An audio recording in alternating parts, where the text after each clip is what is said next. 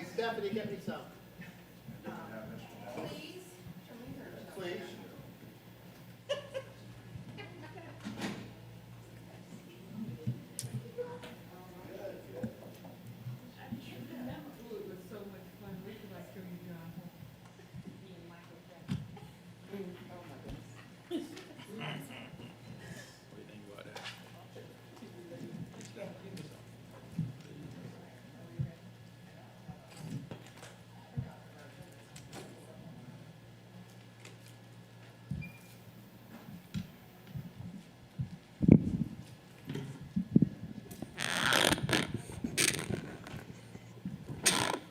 Well, good afternoon, and welcome to our Academic Excellence Committee meeting on Wednesday, June 17th, 2026. We are glad that everyone is here, and hopefully we have some folks joining us online, because I know we have a great agenda.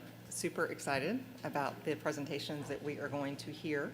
And this is really kind of, I guess, our first deep dive into some of our strategies and tactics in our new strategic plan on our path to continuing academic excellence. Dr. Watts, do you have any opening comments that you would like to make? I think what you have said is a great preface, and I think the only thing I'll add to that is when asked what the baseline experience is, this is the definition. What you're getting ready to see is how we operationalize that. And so with that said, I'll ask Mr. Butler to please proceed with how we are going to do business with our most important constituents, and that is our students. Absolutely. Before we do that, let's do a quick, any objections to the agenda or additions? All right, approval of the minutes. Connie, Stephanie, all in favor? Okay, all yours. Yes, ma'am. To Mr. Butler and our other chiefs who are here. We've been talking about committee meetings a bit, and I just want you to understand, you have 5 board members here, and that is essential in terms of taking the information on the work you've been doing back to the entire board. This helps our understanding of what you're doing. It gives us a chance to ask questions about what's going on and to give you some input so you kind of see, gauge what the reception is from the board. So I just want to say these committee meetings are very important. I know that they can be bothersome and get in your way, but understand that this is our chance to deep dive into what you're doing and appreciate what you're doing. So when we get to a regular board meeting and things are kind of at the surface level, you have at least 5 members there who already know what you're trying to accomplish. So I just thought it was important to say that. Yeah.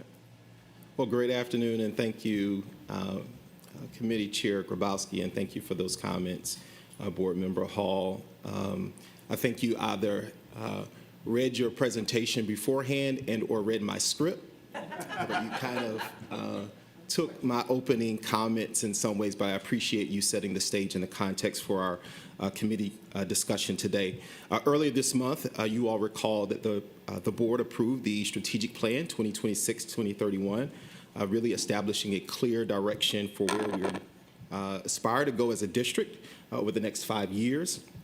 Today is not necessarily about revisiting the plan itself, but it is about beginning the work, as you indicated, Ms. Hall, of governance and stewardship that follows the adoption. And so more specifically, the Academic Excellence Committee meeting time and space really serves as an opportunity for us to engage deeply in those conversations. So today we'll do a little bit of that in one of our presentations. But before we get to that, we did want to kind of walk through a few things to give the committee an opportunity to think about what the scope of our learning agenda will be for the next school year.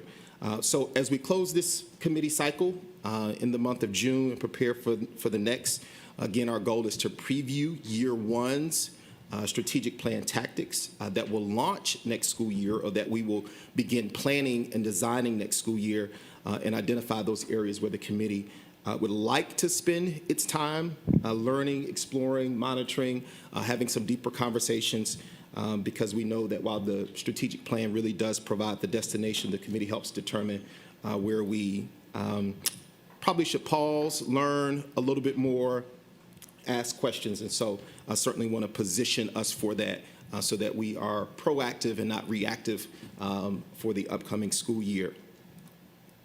So that is our goal for today.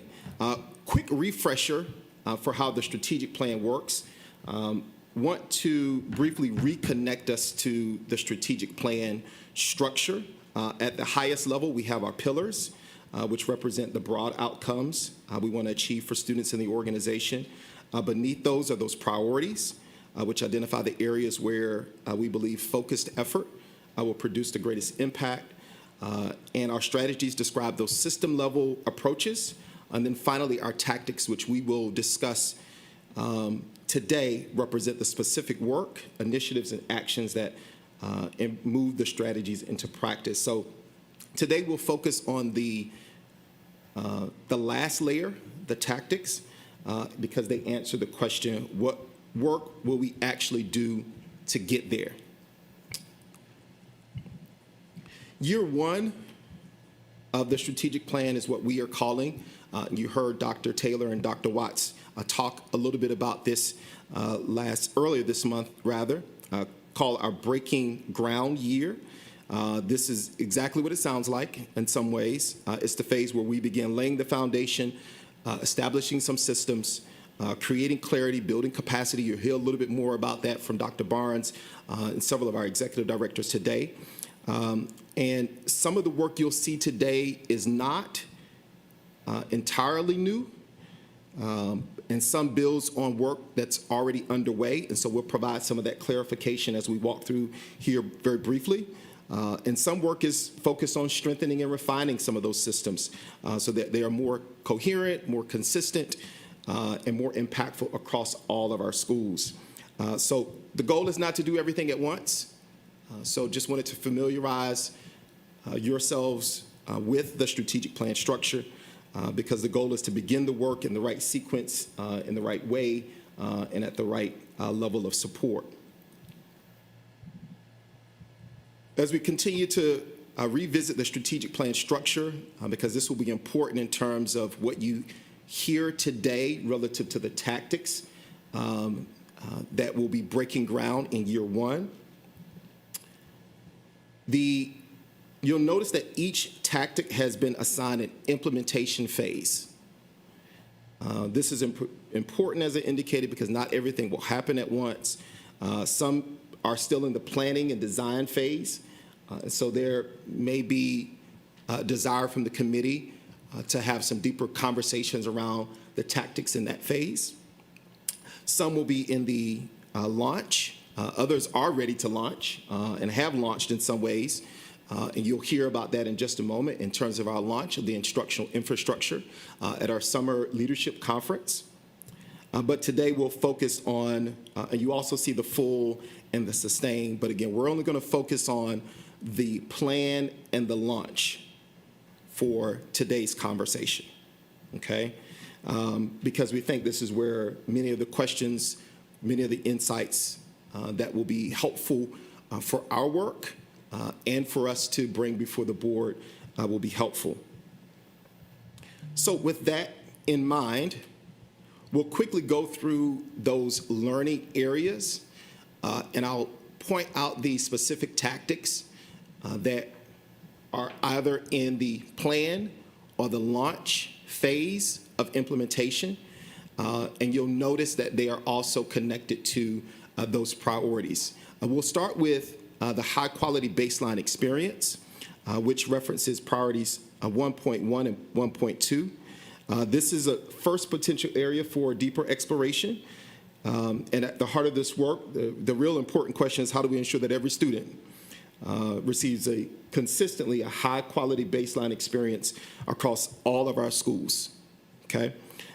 Several year one tactics support this work, including the development of a coherent assessment system, the establishment of the instructional expectations and infrastructure, which you'll hear today, calibration of grading practices. We just recently passed our grading, revised our grading policy. So that will be part of the work that will take place next year as well. Instructional scorecards, and also master scheduling.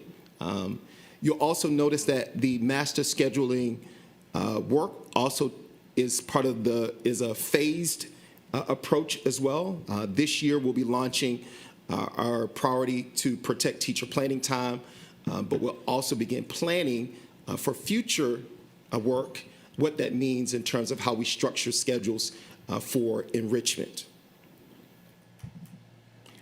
What I'd like to do, I'll pause there. Happy to pause at each one of the learning areas and have conversation or go through all of them for additional conversation. But I'll yield the I floor. think I know what you mean, but I'm going to ask you. Sure. When you say access to enrichment, what do you mean? So I think this is also about when we say high-quality baseline experience, we're talking about the arts.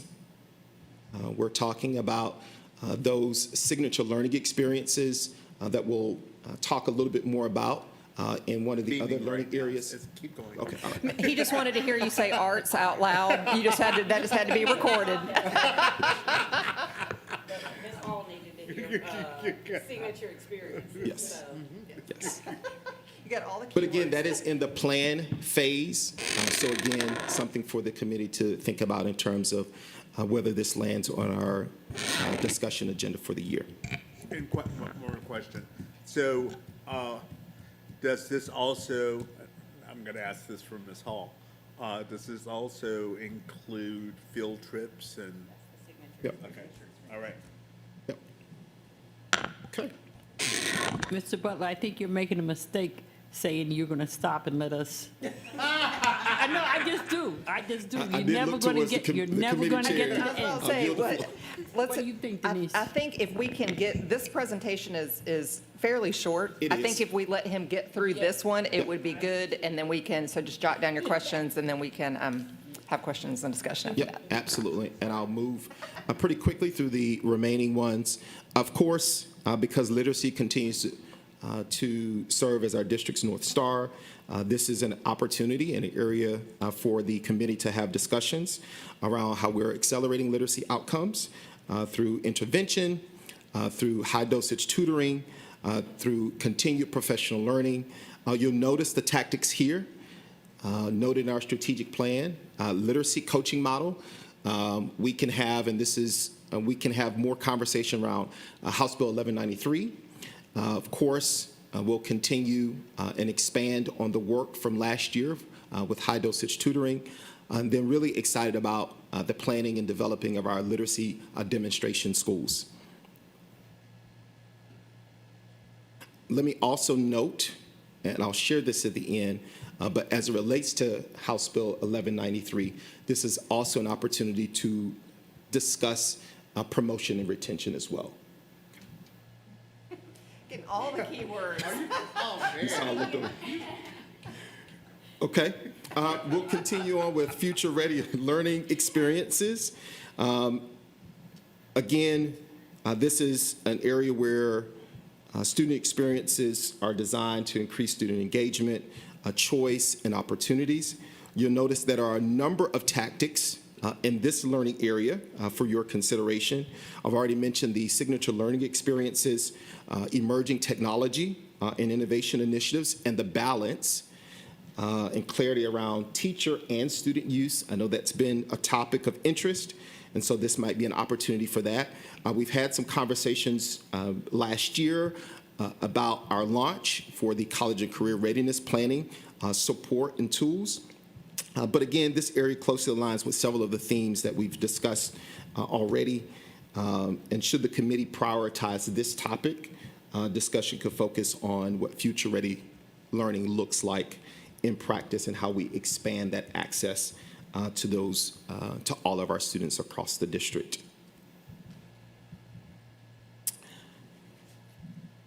The next area is differentiated support and school improvement. You've heard extensively from our Chief of Schools, Dr. Barnes, regarding this particular area. This work focuses on developing systems that allow us to identify those school needs, align our resources, continue to strengthen leadership and build capacity, and provide differentiated support where it can have the greatest impact. Year one tactics include strengthening leadership supports, establishing those criteria for differentiated support, and refining those school improvement structures. Again, you'll hear a little bit of that in our instructional infrastructure conversation in just a moment.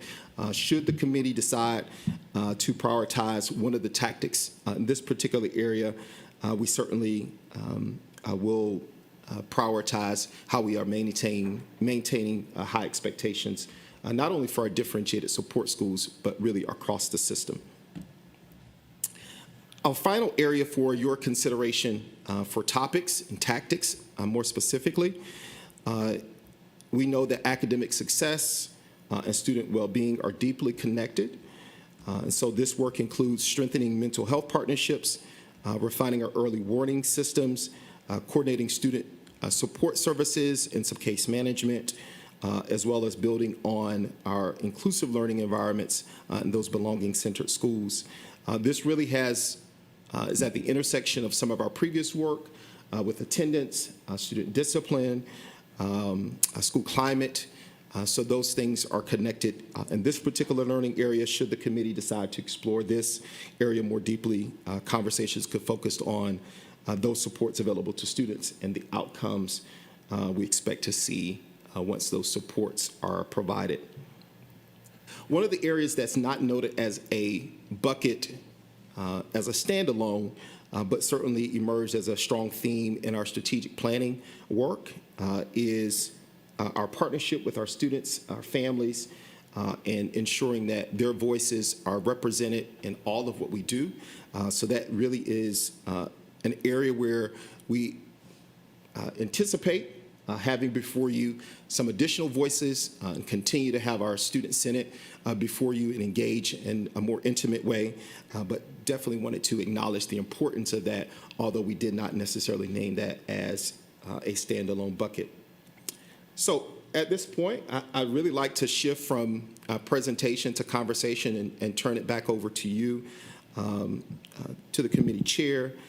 But as you think about these learning areas, I just encourage you to think about a few things, and here are some questions maybe to prompt your thinking, not that this committee needs a significant number of prompts, but which topics are most important for deeper exploration, those tactics, I probably should say. Where does ongoing monitoring and progress updates be most valuable for this particular group and for us as a staff and as schools? And third, where do you believe the board can add the greatest value through discussion, inquiry, and stewardship of our tactics for the upcoming year? So I will say this, our intent is not necessarily to finalize every topic today, so I won't be seeking to develop fully what that means, but we wanted to give the committee an opportunity to begin having that conversation so that we can finalize that scope for the upcoming year. So with that, I'll yield the remaining time back to you, Ms. Grabowski. Thank you. Ms. Hall? I want to talk about the master schedule for a moment, because I think you're talking about a crucial backbone to a school's success. I think that is it. Two things. Number one, how will you monitor if I have a school and because of my master schedule, we're seeing all kinds of successes, and Ms. Snowden has one and it's not working? How would you know that? How do you know when a master schedule is delivering the way you want it to deliver? And like for little things like if the principal says, we are not going to have any meetings during your planning time, how do we know that that trust is there, that that's going to happen, and that every other minute your planning time is not given to you, but you're going to have it snatched away because the principal wants you to do something? You know, how do you monitor at that level to make sure? Because to me, that's what makes that master schedule a trustworthy document for the teachers if you're really going to implement it, or if you're not just saying it, and it sounds good. Sure. No, I think what you shared is an important question, and one that we have engaged in really this year. And we intend to launch at our elementary grade band some structures that protect teacher planning time. You'll hear from our team here in just a moment. That is precisely the purpose of the instructional infrastructure, to establish those tight expectations around how teachers and leaders are engaged in collaborative planning, which includes time for teachers to also have that individual planning time, right? So those things are built out. You'll hear from Dr. Barnes as well in terms of how we build leaders' capacity, our principals, our assistant principals, our academic coaches who are responsible for supporting that time, but also ensuring that those teachers have the time. But I will go back to the instructional infrastructure and say that that is an opportunity for us to bring before the committee what that looks like as we launch that this year, to hear from schools. And again, I'm giving some examples of what conversations might look like in terms of bright spots and best practices, and how we're learning from those schools and replicating some of those additional considerations and approaches that schools are doing, and that those schools, as you've indicated, where they're doing it well. Okay, because what we want is a kid to not be at a school where the master schedule is lousy and not followed, as opposed to a kid who's at a school thriving where the master schedule is valued. Right. And I will also say, and I only responded to the teacher planning time. The master schedule obviously is, more about how we maximize instructional time. Right.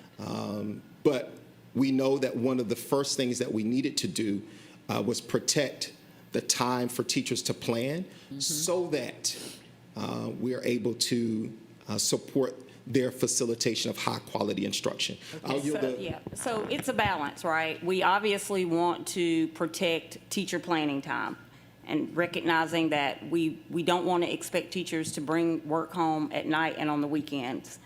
Every teacher does that. I did it when I was a teacher. I'm sure anybody else that's been sitting in the audience has done it. So it is to balance that. There are also mandates, such as we have recess. That is a mandate. You got to have lunch, and people complain about how short lunch is. And so some of those things have to be dropped in first, which gives you then the rest of the time to kind of have currency to play with, right? And we've built into our instructional infrastructure and rolled out to principals last week things that will be tight, such as the amount of minutes spent in reading instruction, the amount of minutes or the number of days teachers should have I shouldn't say unorganized. It's not a meeting. A teacher would have an opportunity to go plan, internalize lesson plan, call a parent, do some of the things that they need to do, the things that they're currently doing after school and on the weekends. There'll be days set aside for that. But there have to be days when a PLC, a group of teachers, comes around the table and they plan what they're going to do so that you have an even experience across all fifth grade classrooms. Teachers can't do that in isolation. I won't know what Ms. Campbell is planning in her fifth grade classroom if at some point I don't sit down and we don't have a discussion about what that should look like so that kids are getting that same experience across. So it's really balancing all of those things. Mr. Butler's team, Dr. Barnes's team, principal supervisors, they go out, they monitor to make sure all the things that we have said are non-negotiables are happening in real time. But the best way for us to know when things are not happening the way that we intend for them to happen is when people tell us that things are not happening that way, right? And when people are allowing themselves not to have a planning time, or not to have a student to have recess, we need to know. I can't be in every school, Mr. Butler can't be in every school, Dr. Barnes can't be in every school. And so we have to have some reporting back and forth. We will certainly do our part in monitoring, but none of us are at schools every day. And when we do have accounts where people are not adhering to the non-negotiables, that's where the accountability, the support comes and then the accountability.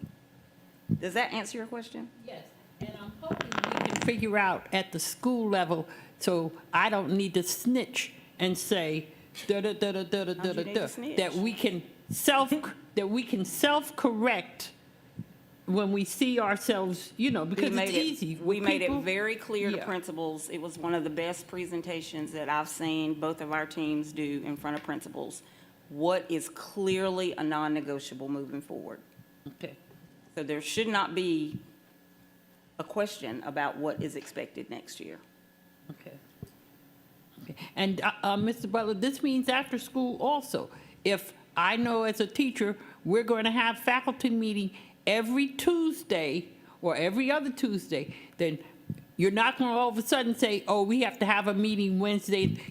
Once in a while, an emergency, I'm not talking about that, but after your own time is part of that master schedule too. You get to go home at this certain time, and faculty meetings are planned. They're not spontaneous. Do you see what I'm saying? All of that, I recall the headaches of when you don't look at all of that and get it straight, and you have a rebellion in your school because people can't predict what their day is like. Yeah.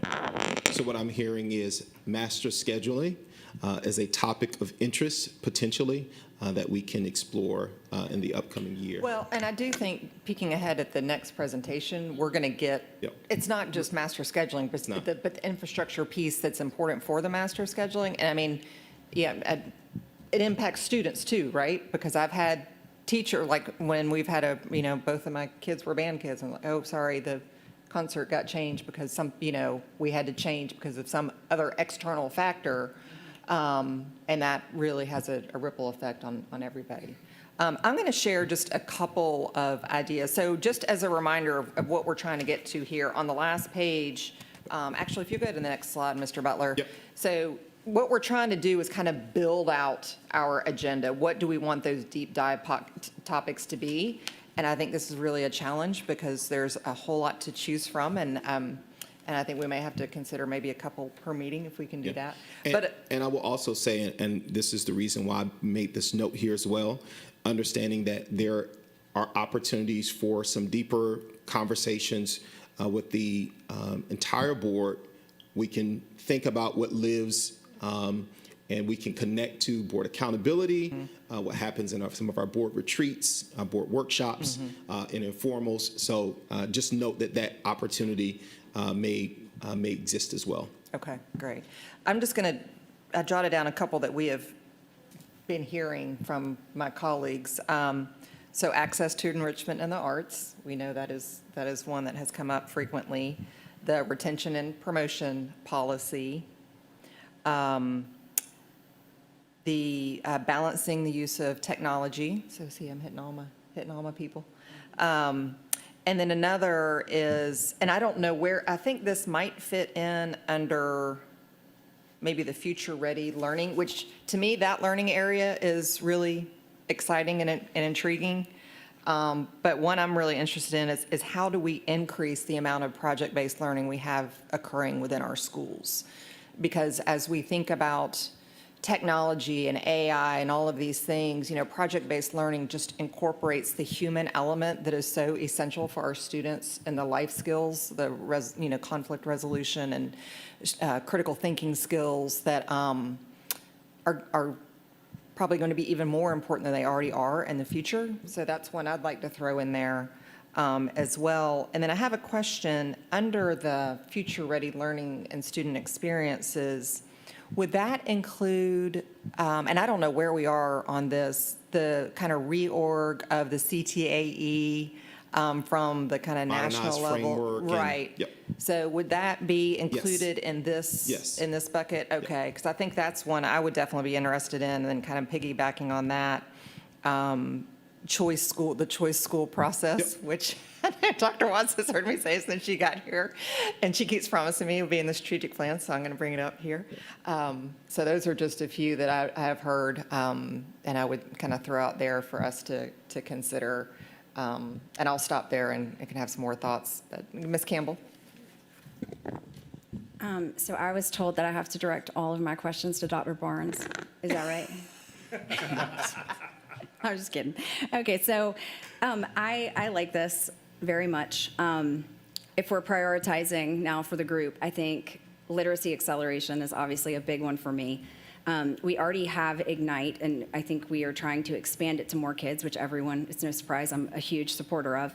But this one, also coupled with the high quality baseline experience, I agree. I mean, I have a house full of theater kids, so I'm all about the arts and stuff, but does this also include building up and strengthening our tier 1 instruction where it's more than just adding the specials and? Yep. Okay. Yep. I figured I would put that out there. So then, okay, with those two things in mind, you mentioned the House bill, the coaching piece on literacy here. Yep. Let's see. Number 4. So the literacy coaching model, does this include the coaches that are now there's supposed to be one, right, in every primary school? Yep. Yep. Okay. And then who selects those? So that's a part of the work that is underway. Okay. And so we certainly, as part of some conversations, we can engage the committee in that. But that work is underway. We've got lots of decisions to make. Who picks them? Who do they report to? How do we make sure they're staying focused on their, in fact, there's a calendar invite on everybody's agenda for, I believe, next Monday. It is. To dive deeper into those conversations. Great. That was literally all of my Right. questions is who coaches the coaches? How do we evaluate them? What's their And how do they evidence-based learning? interact with other people who are coaching? So Amen. that people aren't getting multiple coaches giving them different feedback. Or having the coaches assigned to lunch duty or bus duty versus being All coaches. things that we have to figure out. Love that so much. So I guess then the state isn't providing these from a state level. This is from our community. We provide them through the district, but that means the district selects, evaluates all of that. That's correct. Okay. Doesn't the state have, they're going to have their own standards that they are also developing for these coaches as well, And we have to correct? So that incorporate has to those be, too. Yes, absolutely. yeah. Sorry, I didn't mean to interrupt you, Ms. Campbell. No, that's great. We Give me a also have to second. be careful about, like, what does this do to teacher vacancies? Because if we're hiring people from within, then that leaves a great teacher potentially that's in a classroom today vacant. Because they're going to be, so there are lots of discussions to be had on this topic. And that's all great. In fact, the next presentation is amazing, and we're going to talk about some of this stuff then, so I won't try to hit all of that, but all the qualifications and stuff we just discussed, and that sounds ongoing. One thing I wanted to bring up, this was, my bottom two were okay, back to my top three. Differentiated support and school improvement, I love that. Because I know that we are trying to lift the rigor while also maintaining now an expectation across the district where everybody gets the same baseline educational experience. And I see that there's going to be a little tension there, where if rigor has been lacking or any children may be behind, now the expectation is placed. So I'm kind of thinking about this accelerating literacy and quality baseline experience together, where we are trying to, and with the differentiated school support being my top three, where now we have to figure out how we use all of those, work them together to create what we're looking for without lowering the bar. Like where, if you have a child who is, because of our promotion in the past, even if they weren't, at grade level at times, then I worry that if we have an expectation, it's going to be difficult for those teachers to really pull a kid to an expectation that they, the teacher isn't a miracle worker, as I've said before. Like, they're trying to teach 20 kids all different ways. And so I do hope that we can talk about those in the same framework. The one I did want to ask about is this balanced integration with technology. And I know technology is necessary. I know that kids need to learn it, which they know it better than I do in my house. But to be good in the workplace in the future and to be successful. But when you say balanced integration, what kind of, who have we looked at in the community or other districts that have outcomes that are positive with the way that they've rolled out technology and how they use it? Are we looking at that kind of stuff? So we've not formally done that work. I will say that next week at our audit committee, we just recently completed our one-to-one technology audit. And so some of the management response to that will allow us to sort of launch our sort of technology advisory group that will be doing a lot of this work, exploring and looking at best practices across the state and across the country, specifically around student utilization of devices. Right now, we have a one-to-one technology sort of strategy, but that's something for us to sort of review and rethink based on what we know and what we're seeing across districts. But that is one area where that sort of is the impetus for the development of our technology user group. You'll also hear Dr. Watts probably talk a little bit about the AI work that's happening as well. So that will be running concurrently with some of the work around this balanced integration, not just for students, but also for our teachers and our district staff utilize technology. And I'm mentioning AI, but it's certainly those emerging technologies. But I'll yield the floor to Dr. The only thing I'll Watts. add to that is I've also charged Julian Robinson, our Chief Technology Officer, with working with our academics team when we come up with our technology plan for a couple of reasons. A, it has budget implications. And what everyone needs to understand is one-to-one came about in this district when COVID happened. Because every kid was at home learning, every kid had to have a device. There was not, I would not necessarily say, a long-term strategy for what does this look like when kids come back to school. And so we've continued to use one-to-one as our strategy. We bought computers for everybody, but now we no longer have that ESSER funding. And we had, at one point, started down the pathway, this is the budget connection, right? Where we needed to put money in the budget for the refresh. COVID is over, kids have had these devices for now 5 years, so now we just need to do a refresh. And I said, pause.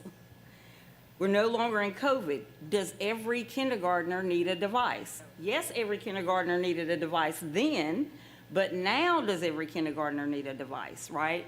So coupled with the work that Mr. Butler just talked about, we have to have our technology team side by side because that's where the budgetary piece comes into all this, and to make sure that they're not asking for more than what we really need.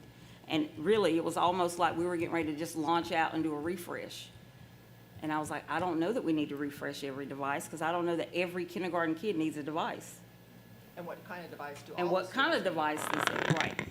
I appreciate that. And for the record, I agree with what you just said and where we save money on things like that, especially because of things that I think Ms. Grabowski mentioned, the handwriting before and how that, Yes.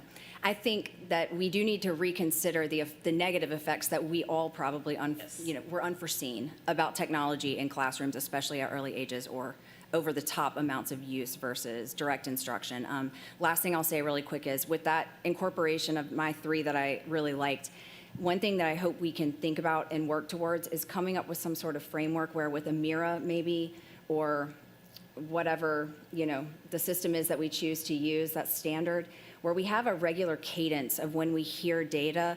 As Dr. Watts says, we don't want the autopsy at the end of the year. I know that we do try beginning, middle, end of year scoring, but maybe this committee, I don't know, board accountability, whatever it may be, Yeah, but good point. where it's like scheduled, where we start hearing, I had some thoughts here, percent at grade level, percent 1 grade behind, percent 2 or more grades behind, monthly, quarterly movement between the categories, growth rates by school. And remember, we want a dashboard. Yes. That was one of the things. So it Everybody doesn't even remember that. necessarily mean it's got to come to a committee. We want some of that to be That's right. transparent. That's exactly Doesn't right. need to Thank be a you. committee meeting. It That's can right. be, but we want people to be able to access that type of information. But, That's you right. know, our passing of the budget will be a part of that request. Okay, thank you.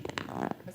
Hall? Everyone who recalls last board meeting, at the end, we had a speaker come up, and she didn't realize that we had already gone through that discussion about trying to get back to some more pencil and paper rather than a child's day be so driven by technology. But I think that this is something that the whole board, we're going to have to really talk about and come to grips with the whole technology question, because we're not trying to throw the baby out with the bathwater and say, oh, okay, we're going back to, Gunsmoke days and, I think technology in terms of differentiation of instruction is going to be crucial. And so we have to just be very careful, Dr. Watts, that we're Yes. keeping all the points of technology that are going to help us and just, Because if we're not careful, we will actually perpetuate an opportunity gap for that's kids. exactly And right. some kids So- will not get what they need, while others that have the home means and other means to get access, they will have. So That's right. it is very strategic. And a teacher's day, that differentiation piece where I need to let these 5 kids do something more in depth than the rest of the class, that's where, to me, technology is going to be a big help to us, so. Any other, Mr. Moss? Try to make this very brief. Communication to parents. This year one, strengthening the master schedule, I want our parents to know what to expect for their kids when they go to any school. So that when parents are having that discussion, if a kid is like, I don't want to go to school today, well, you're going to have choir today. You're going to have band today. Wait a minute. Okay, I want to go to school. But this is very important that we communicate to the public, but especially to our parents. Starting in the fall, this is what your child's school day is going to look like. So, communications, have at it. I think that's important for principals to hear. And I Yes. think too many times we look over at Kurt, and I'm guilty of it too, right? Kurt, I need you and your team to Yeah, do yeah. X. But as a parent, myself, and I'm sure many of you will know, when you have a child in a school, you want to hear from the principal. You don't want to hear from Kurt, right? The trust is in what the principal says. No offense, So, Kurt. no, right, but that is the one source of truth, and that's where parents want to hear from the teacher and the principal. So this really is about getting our principals more Right. aligned Right. and more willing to communicate, because right now we have a culture where everybody defers to Kurt's team on everything.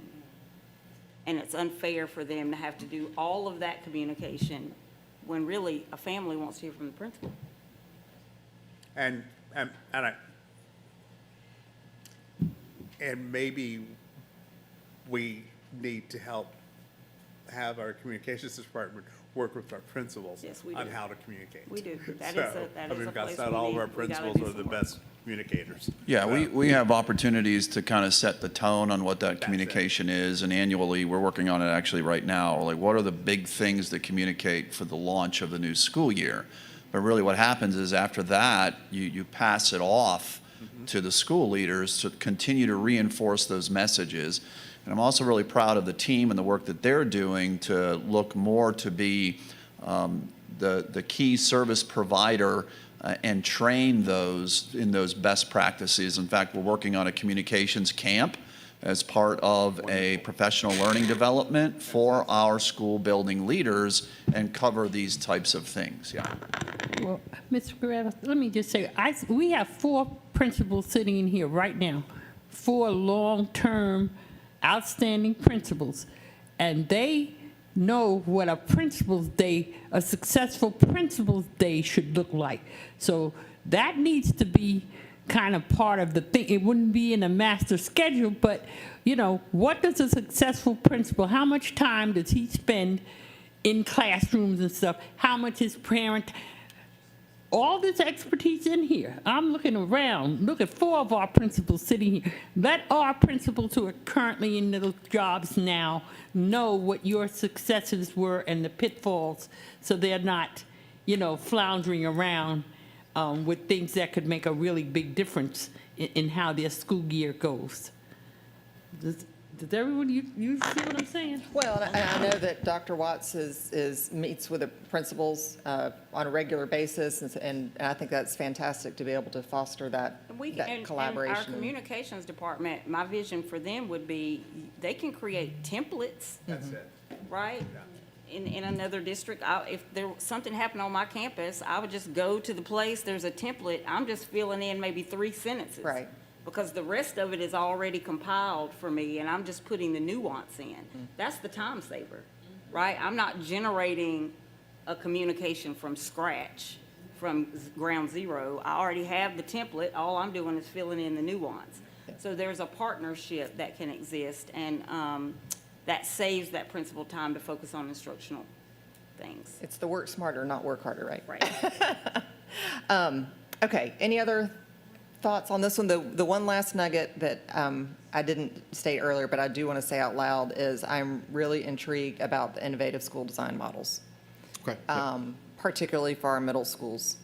I know that's something that our innovation team is looking at, and I just think that that is such a huge transition, and where we see, students lose that love of learning. I think part of that has to do with, biology we can't control. But that's the other little nugget I'll throw out there. Does this give you what you need, and then some, Yeah. to frame our calendar? I think so. I probably should have moved towards, let's list the top 6 or 7, but we'll have some additional But conversation. I think it No, is but what this you good. said. This Yeah. is not the only opportunity. We Correct. have retreats. Yes. We Yeah. have Right. accountability meetings. Right. There are other opportunities, so. Yep. Yeah, Yep. No. okay. So with that, I will invite Dr. Barnes and our team to walk you through the instructional infrastructure. And again, really excited about the launch at our Summer Leadership Conference on last week. And so you'll get a chance to hear just a brief snippet of what our leaders had an opportunity to engage in on last week.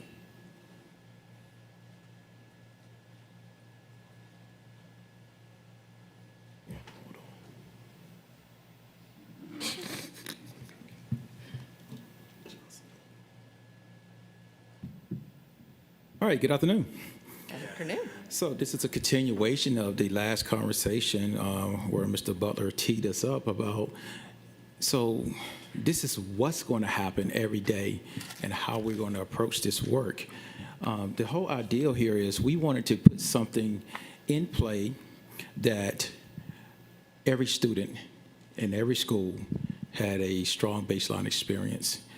And I'm pausing on this first slide because these 2 offices have to work together hand in hand of how to make this really come to life for every school across our district.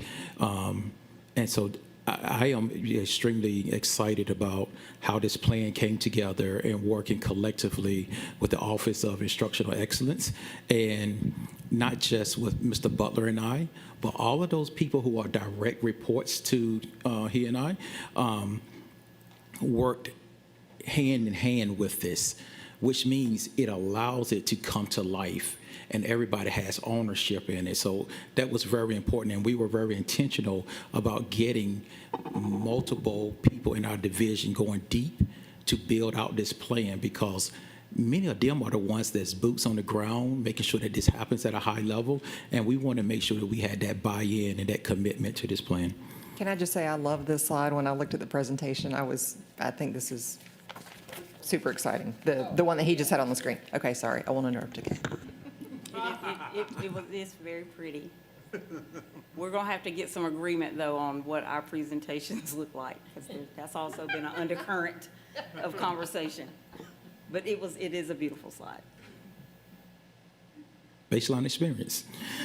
We don't have it yet when it comes to this stuff. We're getting there. So why instructional infrastructure? And I know, we're using that terminology, and it could be new terminology for many people. But basically, this is ensuring that we have a quality system as to how we approach instruction and teaching and learning across our district. Our fundamental goal here is to make sure that we are a school system and not a system of schools. Now, that is not to remove the individuality and the things that are unique to each school, but we got to make sure that every school, as Ms. Hall mentioned, if we have a standard for master scheduling and collaborative planning, that everybody is following the same process, right? And that allows us as a district to be able to support schools in a way that everyone is getting the right supports at the right time. So what is problematic about this is,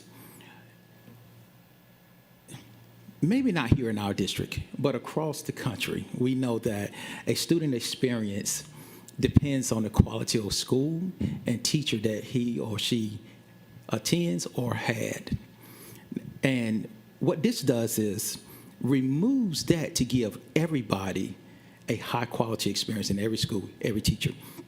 And we know it doesn't happen overnight, but we have to plan for that. The second thing it does is, maybe not here, but in other places, you have pockets of excellent practice that never scales. When we have a unified system, we now have scalable practices. So when we talked about earlier, well, here's a school that's doing well. We have already studied some schools that have done well. We've asked some probing questions. Your third graders have done well here, or your Algebra 1 was doing well here. What are the things that you did? We asked principals that, and we built those things into this instructional infrastructure. So now our goal is, if one school is green, we don't want all schools to be green. And on the other end, we don't want all schools to be red, but if we know that all schools are red, we know that we had a systems issue, not an individual school issue. And so we will get the results however the system is designed. And then the last bullet that you see on this slide, it talks about resources and support. There was a conversation around specialists. We want to make sure that we are intentional about the resources and how we support schools. And the only way that we can do that is we have to have an aligned system, and so that we can have an aligned way of deploying those resources and how we case manage those schools. And so we don't want to have resources that one school get all the support, or if they pick up a phone and hey, I know somebody in this department, they come out and help us. We want to get on the front end of that. We want to see where teaching is going well, or where it's not going well, or students are doing well or not doing well. We on the front end, we're case managing, and we can deploy those supports to the school in a proactive way. And so that's the importance of instructional infrastructure. And so when you look at, we go from isolated initiatives to a coherent system. I want to focus on the right-hand side of this slide, and I want to home in on that tight, shared expectations district-wide. And so earlier, Mr. Butler and Dr. Watts talked about the tight and the loosest, and we're going to unpack that even further in the upcoming slides. But we have to be explicit around, this is the expectation. And I know that tight and loose can have some connotation to it, but what it really means is in its purest form. This is what we're committing to. This is where we're putting our eggs in the basket to say, if we do these things well, this is going to be the outcome. Now, what we're going to be loose on, these are the things that we know that you have to have some level of autonomy and the art of leadership and the art of teaching. We're not that tight on those pieces, but we have to be tight on the things that we know that we can support and that we can monitor. Structured collaborative planning. That's the crux of this instructional infrastructure. That is a major piece of it, is how well we plan instructional lessons before they go live in front of students. And what we notice is that our planning across the district look differently from one school to the next and one classroom to the next. And what that did was that created a unique challenge that when we send out supports is how to engage in that collaborative planning, because we may have seen different processes, maybe some different resources from time to time. We are now streamlining that, right? So we're not taking away autonomy. We're actually taking the best learning that we've seen and we put it in a structured process that we know that we can support and that teachers also know is effective. And so we kind of broken that down in a couple phases, in which Ms. Burkett is going to walk us through what those phases are for that collaborative planning time. I want to go back to something that was an earlier conversation where Ms. Hall, you were saying about the number of days and things that people are called to do things during planning periods. When we took this approach, we looked at collaborative planning as a process that encompasses not just instructional planning, but also data analysis and all the things where they had multiple planning days. We put it all into one process. And so now you have to, when you do one, you're doing the other at the same time versus having 3 different meetings throughout the week or 4 different meetings. We now try to have condensed that into one meeting. And in order to do that, we had to change some planning times. And so in our master scheduling expectation, we actually increased some planning time for this upcoming year as well. And this slide here is actually the visual of the instructional infrastructure. It's a multi-pronged slide. And what we're focusing on is knowing that you can't do one thing without the other. And so it's not where we start on this slide, is how we do all these things in tandem with one another. We have our curriculum strategy. We have now high-quality instructional materials in front of students. That is the first thing in terms of raising student achievement. We have to have high-quality instructional materials in front of them that is aligned to state standards, and we have a coherent scope and sequence. That is our curriculum strategy. But we also have to teach it and teach it well, and that is our instructional and monitoring and support piece. That is how we go in, coach teachers on how to teach well, and coach principals on how to give effective feedback. And when I say principal, that is inclusive of assistant principals and our academic coaches and literacy coaches, et cetera, to give effective feedback to sustain and improve practice that is happening in the classroom. Data-informed collaborative planning. We have to know how well our students are doing.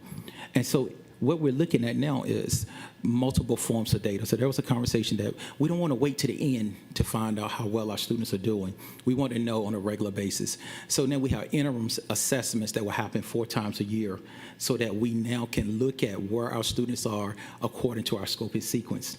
But schools will also have the ability to do a common formula assessment that builds to that interim assessment so they can make in-the-moment adjustments in terms of their collaborative planning. But what's also important is that teachers have to have some level of assessment. So if they did their do now exit tickets or their checks for understanding, those are the many things that a teacher may need to do to make in-the-moment adjustments.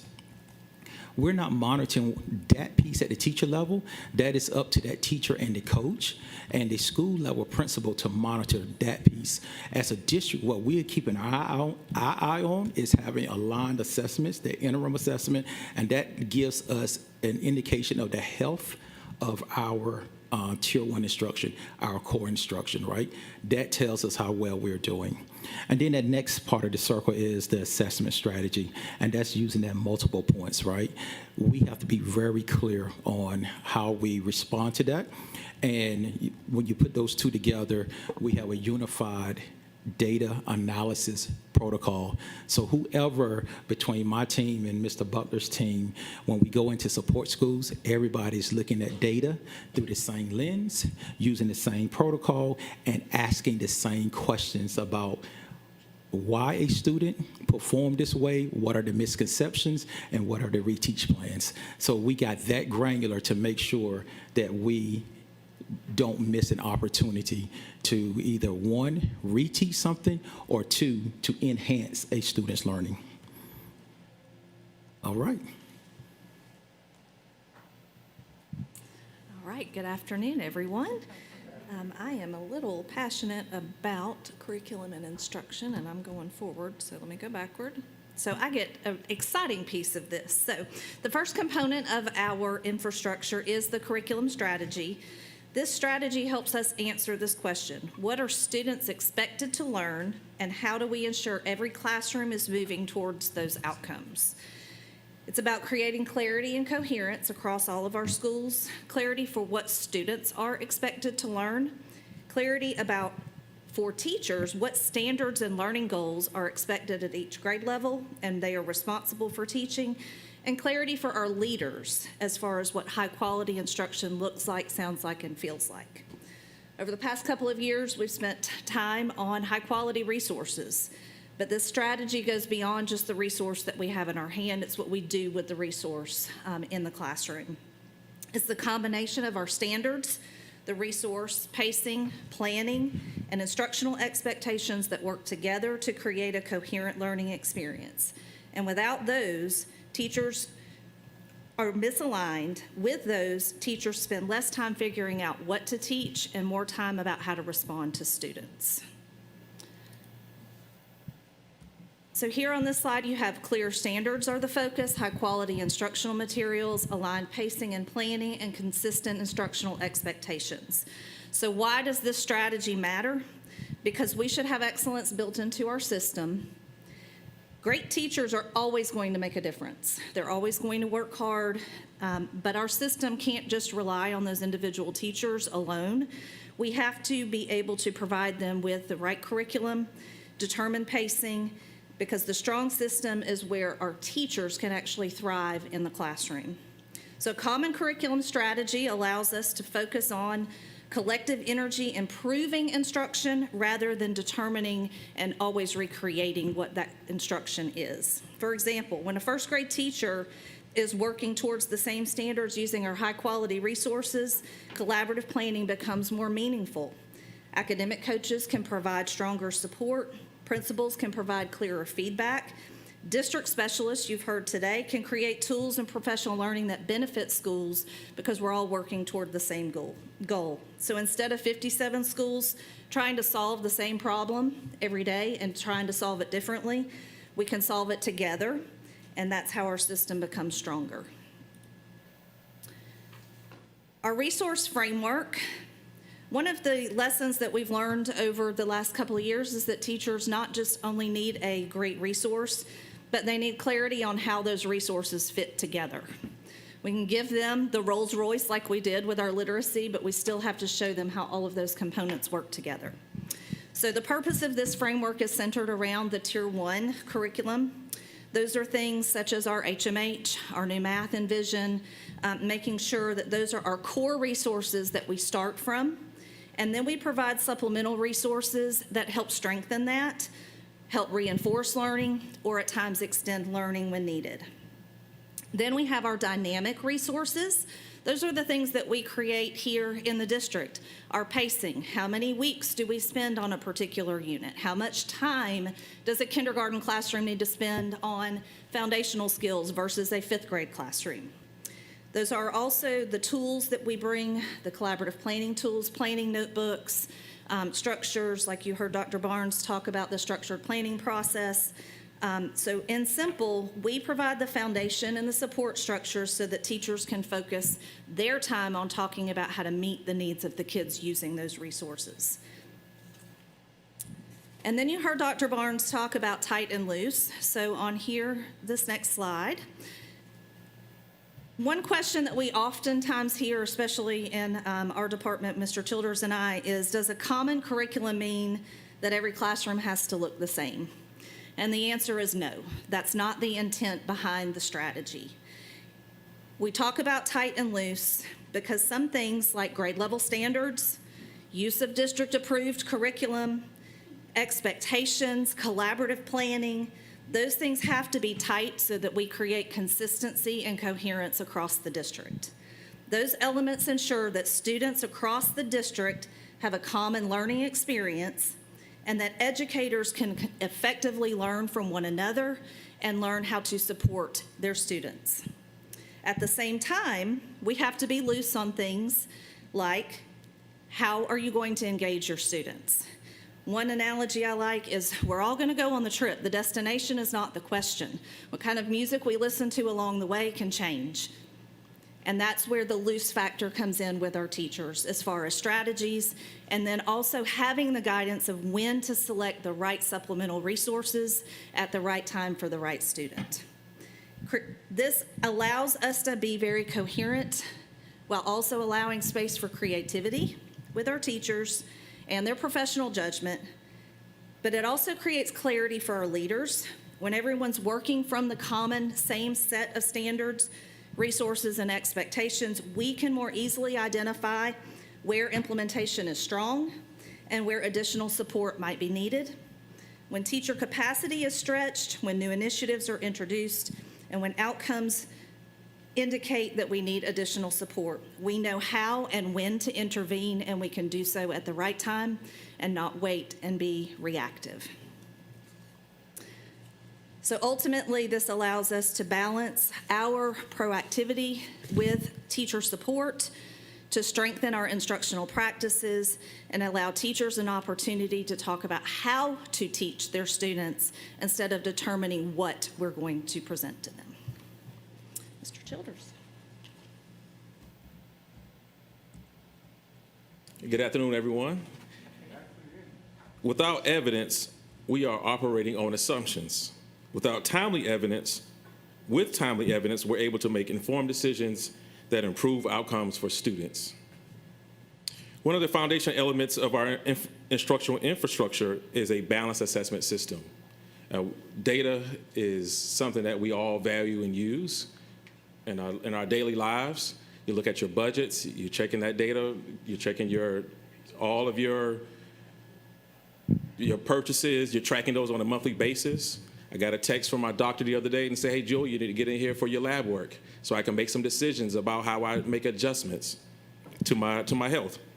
So our goal is to ensure that educators have timely evidence throughout the year, not just at the end of the year. You hear Dr. Watts talk about it all the time. I don't know where we are right now because the data may be a little lagging. So instructional decisions can be made while there is still time to impact student learning. So we want to have that data in a very timely way. This balanced system includes summative assessments, universal screeners, interim assessments, and common formative assessments. Each serves a different purpose, but together they provide a complete picture of student learning. The ultimate goal is not simply to just collect the data, but the goal is to provide educators with meaningful information that strengthens their instructional planning and also the delivery of instruction. This slide provides an overview of the assessment system that supports the teaching and learning across the district. At the end of the continuum, we're all most familiar with GMAS. That's the end of the year. That's that autopsy of how students performed. We also use universal screeners. You heard about MAP this year. We brought that on. And MIRA, you all are very familiar with that. Those help us identify student needs early and also monitor their growth over time. One of the key improvements for this upcoming school year is the use of Illuminate as our district-wide assessment platform for all of our interim assessments and also our common formative assessments in our state-assessed grades and courses. Illuminate is an assessment and data management platform that allows educators to administer assessments, analyze those results, and monitor student performance within a single system instead of having elementary use one particular system, middle grades using another system, and high school using a different system. We're merging all those into one system so we can better monitor our efforts. This creates greater consistency, improving reporting, allows for more efficient analysis of results, and strengthens our ability to provide timely support to schools and students. Ultimately, this is about creating a single coherent system that provides teachers, principals, and district leaders with access to actionable information.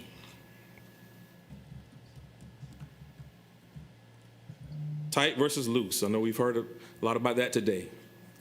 So as we refine our district-wide systems, it's important to be clear about what is non-negotiable and then where flexibility exists. So we're going to be intentionally tight on the elements that ensure consistency, comparability, and data integrity. That includes common assessment windows, those 4 interim assessments across the school year. We've already established those windows, so district leaders know when they're going to occur, school leaders will know when they occur, and teachers will know when they occur. And also our families, because we're going to be sharing that information with them as well. At the same time, we want to preserve professional expertise and flexibility at the classroom level. So schools and teachers will maintain flexibility in the types of formative checks they use, how they engage students in reflection, and how they structure some of those daily instructional routines. So in short, we want to create consistency in the evidence we collect, while also maintain flexibility in how educators respond to student needs. And one of the things that I've always enjoyed as a teacher and as a leader is engaging in data-informed collaborative planning. The power of data is not in just the numbers themselves. The power is in the conversations, but the actions that follow. So assessment alone does not improve outcomes. What improves outcomes is how educators collaborate, work together to use that information that they receive from that assessment. This next component of the instructional infrastructure focuses on how teams use student evidence to drive instructional planning and make decisions about how we support students. Our expectation is that data becomes a tool for action, not simply a report to review. Through collaborative structures, teachers and leaders work together to identify student strengths. We want to address their learning gaps. We want to be able to adjust instruction in response to student needs.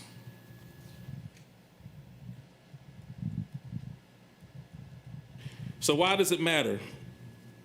Collaborative practices, when they are implemented well, they become one of the most powerful drivers of school improvement. I've seen this as a teacher, I've seen it as a leader.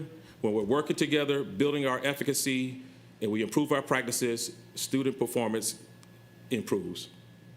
These structures move conversations beyond what was taught and focus our attentions on what students actually learned. They provide a consistent process for making instructional decisions so we can identify root causes when students struggle and develop targeted responses. Every collaborative conversation should result in a bite-sized action plan. What are we going to do with the information that we receive? These meetings help to determine who needs additional support, who's ready for enrichment, what adjustments should be made, and how will we know if the adjustments we made were actually effective. By creating structured opportunities for educators to answer these questions together, we strengthen our instructional practice and improve student outcomes. I'll now turn it over to Ms. Burkett again, and she's going to elaborate more on our collaborative planning structures. Ms. Ruth Gillens. Good afternoon. I am going to bring up the rear. We're going to skip over collaborative planning, but we're going to talk a little bit more about the instructional monitoring and support.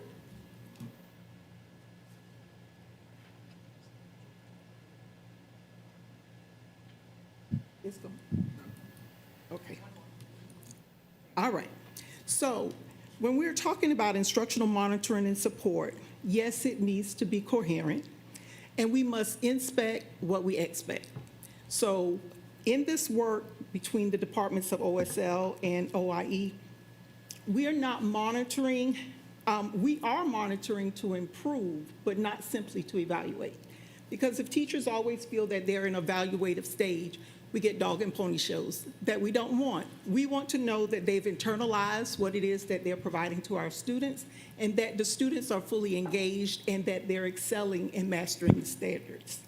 So, of course, change will not occur if we don't monitor and if we are not identifying what's working and what's not working. And that goes through this entire, that's the thread, the connective tissue for all of the work that must be done. So we have our resources, but the key to this work is about our philosophy, being learning focused, asset-based, and responsive. And this three-pronged support plan is the meat of the instructional framework. We have our universal direct school supports, and this is where this is district-wide professional learning. the expectation that all teachers across all grade levels, all grade bands will have the support they need instructionally. The key operational expectations is that we are predictive and transparent in the work that we are providing to our teachers and making sure that they understand the expectations and that we're delivering on the support to help them with those expectations.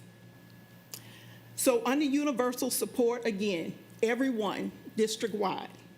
Then we transition to targeted supports. This is data-informed and requested. So SSOs can request professional development or support for a school. The principal can call, the academic coach can call, or the teacher can call.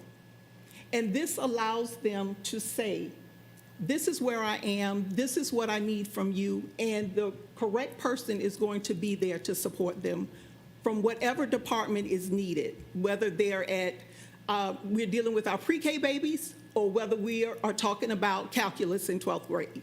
We are able to provide that support across the department. It's also important that it's real time and that we're very responsive to the needs of our teachers, our SSOs, or whoever is requesting the particular support in a school. And finally, we have our intensive and requested supports. This is a high touch point for us. This is where we provide coordinated support and specific needs are addressed. These pathways, again, go with individual teacher requests, school leader requests, OSL principal supervisor requests, and what is state required. While we are focused on building out for our district the baseline experience, we cannot forget those things that are mandated, that will always be included in the work that we're providing. But we also want to make sure that we provide intensive coaching cycles for our principals, APs, coaches, and teacher. We know that if we are not attentive to their needs, if we are not monitoring what they know and what they don't know and addressing and being prescriptive in how we serve them, that we won't have the success that we need going forward. Customizing PD. This gives us an opportunity, if we have multiple schools with the same issue, to create professional development that can be held at the district level. But if we have a school with a specific need related to writing, maybe we can have the literacy coach or one of the academic coaches through training or being more intentional about in-the-moment modeling and teaching for them. We can be very direct in how we, address and customize what the teachers are receiving as far as how they're going to engage students. And content specific. We have our curriculum instruction department and our content leaders, but this is also a time where our academic coaches and now our literacy coaches will be involved, working with that team to ensure that the instructional practices are very strategic and very deliberate. So in addition to being able to provide supports, we also want to make sure that resources are readily available. And on the right-hand side of the screen, you'll see the Office of Instructional Excellence. This is a resource hub that everyone in the district will have access to for every department under instructional excellence. So whether it's gifted, ESOL, special education, whatever it is they need, it's there. They can click on it, they can find out the information about a particular area specific to their needs, and then make those requests, whether it's a universal request, an intensive request, or a targeted request. The key here is to make sure that we understand that we are not monitoring just to evaluate, but that we are truly looking at how do we simply develop our teachers to make sure that our students have a baseline experience. Again, we're going to look at what is tight and what is loose. Core action walks will happen in schools. Observations and feedback will be provided to administrators and teachers. The monthly district and level alike leadership, this is for principals, assistant principal, and coaches. And OSL and OIE will be working with case management so that we're able to look at what schools need individually and then devise processes and developments for them to help them move forward. Each school will write 45-day action plans. These are living, breathing documents so that they are able to successfully monitor the work and determine what's working and what's not working so that we can address it. And ultimately, this is a common service delivery model that supports coherence and structures across the district. And as you can see here, one bullet point for loose. This is not where you stray from the work. This is where you're very intentional about what we're doing, and we're going to hold you tightly to the district expectations. And then leadership team configurations is a non-negotiable, but we're not going to tell you who you have to choose. That's about as much autonomy as we're going to give, so that we can make sure that this prescriptive work is exactly what we've designed to do.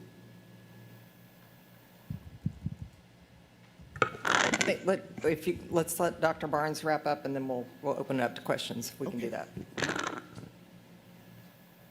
All right, so in a nutshell, from a board perspective, this is the slide I want to close on.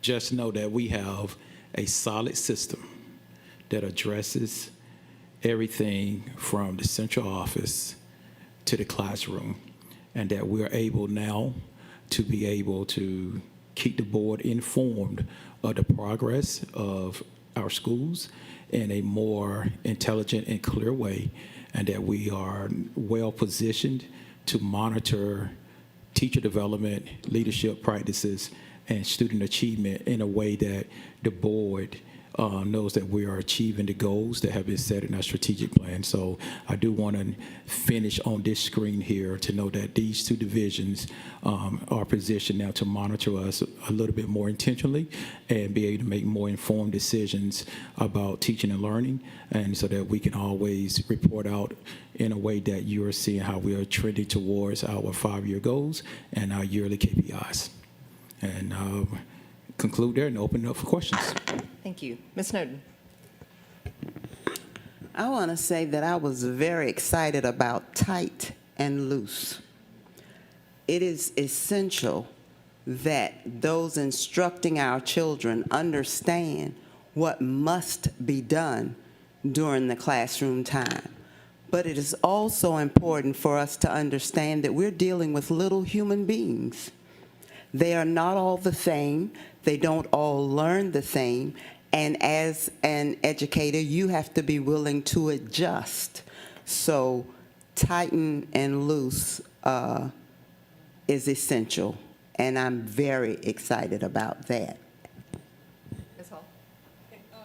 I don't know if there's such a thing as team leaders anymore, but when I was an early principal, we had team leaders, and that was a very helpful person to the principal, because they kind of corralled and kept that, fifth grade team or whatever. So I was just wondering if our budget can afford for us to give them that little extra stipend, so we have these team leaders to kind of help us. But I want to talk about fidelity to standards and how that's so hard to monitor. I started off as a fourth grade teacher in Chicago, and all I was excited about was how railroads built the nation. Oh, my kids were going to learn that. That had nothing to do with what I was supposed to be teaching as the fourth grade social studies. Not a thing. Now, we didn't have those regimented assessments where at the end of the year my kids were going to fail because there were particular standards that had to have been taught. But I'm just saying, it's so easy to get into what you are excited about. And I mean, my kids knew that stuff, boy. Okay. My son would have loved to have been in your class.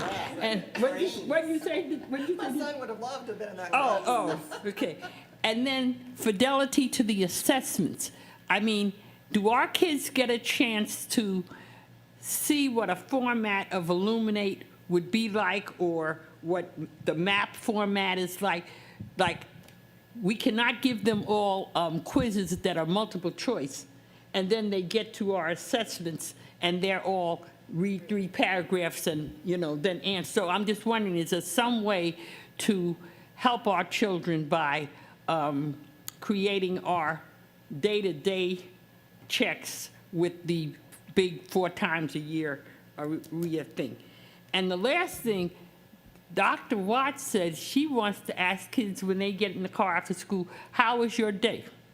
So now, how is all of this going to tie into that kid telling you how his day was? It's going to be wonderful if they say, ooh, I learned about railroads today, But, so how does this tie into that child wanting to come back to school the next day and all? I think coherency helps kids. I think kids like coherency and kids like predictability. But I'm just wondering, the human side of all this, are we reaching that so that we just don't have, kids, automatons coming out of there, but they haven't had a richness, an emotional richness of their day. So, but this is outstanding as far as I'm concerned. Thank you for all this hard work. I'll just say, there's an art and science to teaching, right, and leadership. What we have tried to take care of is the science, right, so that people don't have to go Google at night and figure out what I'm going to teach. We've tried to take care of that. The art is the loose, right? It's where the leader or the teacher gets to bring themselves to the table. I am sure that there is a way you could have gotten to the railroad through the standards, right? I'm positive there's a way you probably could have gotten to that somehow. But there is an art to this, and we don't want to take that away from teachers. The fact that they get to bring, the activity, as long as it's still tied to the standard and the expectation for learning. They might use food. They might use a puzzle. They might use go outside and accomplish the same thing. The context in which the learning takes place and the strategies that the teacher uses, that is the loose. That's the art. We've tried to hit the science. Ms. Campbell. That was the best story, Ms. Connie. I'm sure you could have gotten there, though. Yeah. Because I had some novels that I was going to teach, regardless. Waited till April, to the end of the year, and used that at the last. Awesome. So I wanted to start by saying this is the greatest presentation that I have sat in. This whole presentation is fantastic. So before I push back just a little and not, I do want you to know, like, if you had asked me, what would you do to fix some of the issues that we see? Because we're super good at data. This is next level, okay? But we're really good at pointing at problems. I worry sometimes that the action plan doesn't always come to fruition. So this right here, I could never have thought up all of this, and I applaud you guys. I mean, this is incredible. You really thought out all the things that could happen. It's fantastic. With the lots of data piece, I'm a huge fan, obviously, but with the data and the big focus on leadership a lot, I think I don't remember exactly how, just the importance of their role, you really accentuate that through this. I do worry that some of these leaders and or teachers, just anyone that this whole presentation would apply to with tight and loose, which, to echo Ms. Snowden, that is a great picture of what we're trying to do here. How do we ensure compliance if people feel like they are getting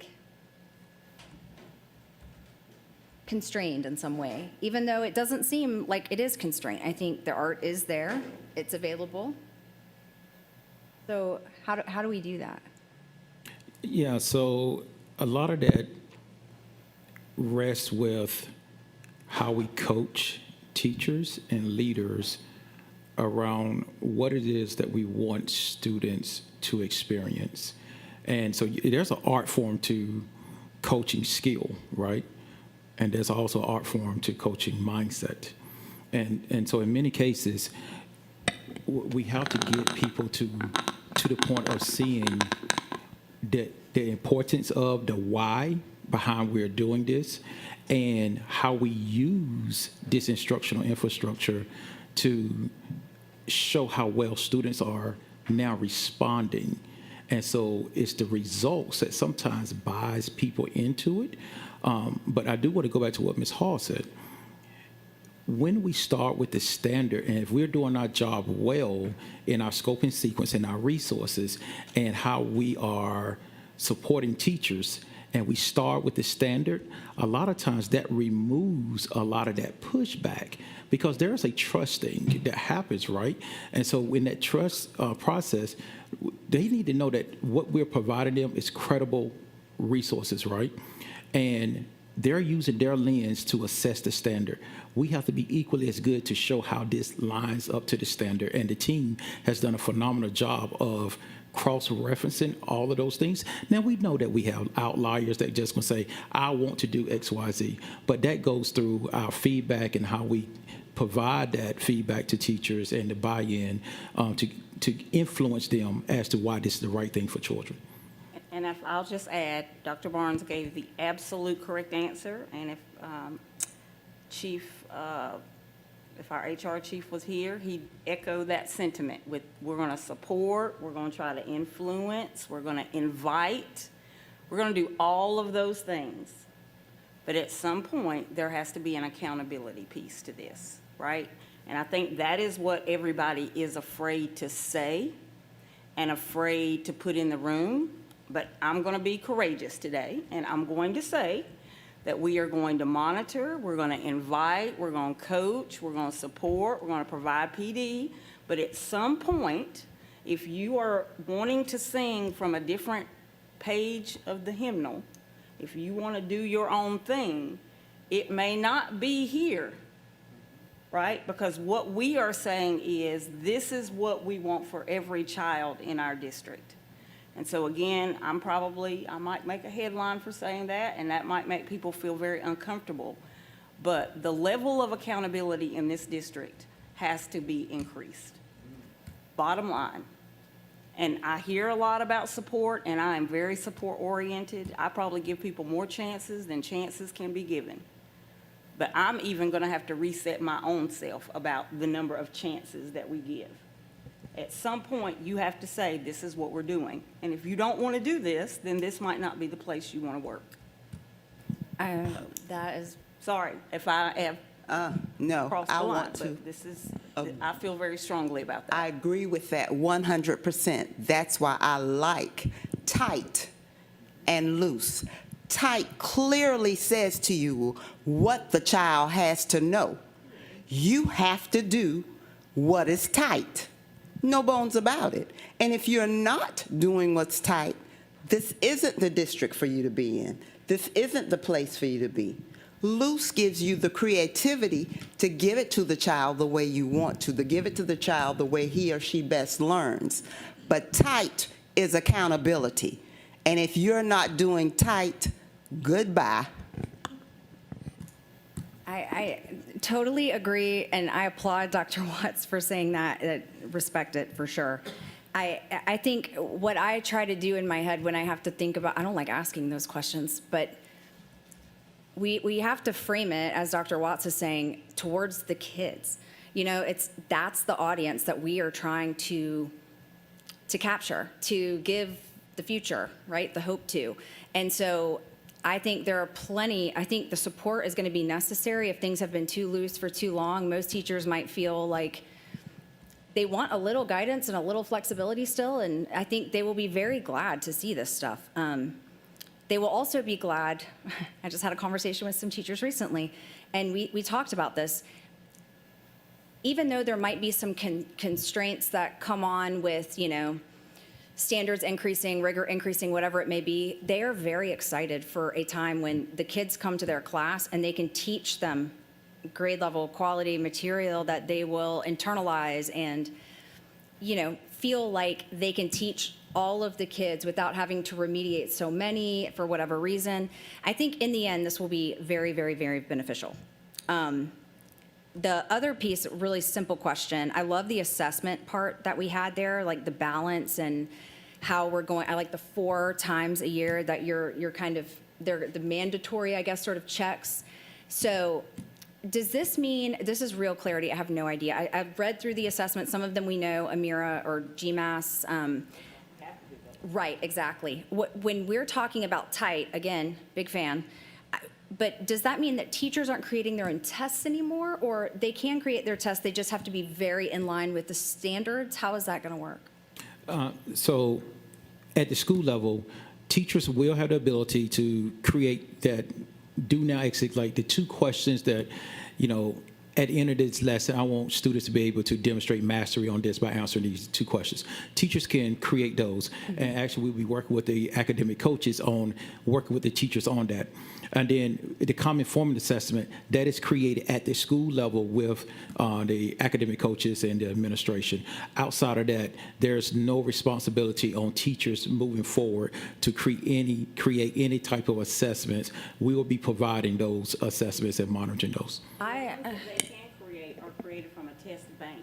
Perfect. And And it's not like the teacher is sitting down and like dreaming up a good, question writing is a science. It's not that's not an art form. And I think that is great. As a college level educator in my past, I would have loved to have a bank of tests. I always had to create a test, and then I was just hopeful that the curriculum or the material didn't change to the next year, that I could kind of reuse them, or it just is so time consuming. So some of this, I hope people see this as well as like the responsibility is taken off of you to focus your energy on how you are going to present material to a class, and then how to pivot when needed with a student who maybe doesn't bring it in the way that you had hoped they would. Instead of being at home thinking, should I ask this question? Did everyone get this question? Like, I think this is a good thing. Tight and loose, it has its own connotation that a lot of us like, but this really is letting teachers be responsible for the things that they wanted to do. They wanted to educate at a very high level, and now they can focus on that without all these little pieces.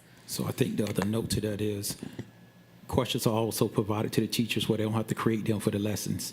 So that's in HMH, that's in SAVIS. So all teachers have to do is pull those questions out of their teacher guide, and those questions are already provided for them.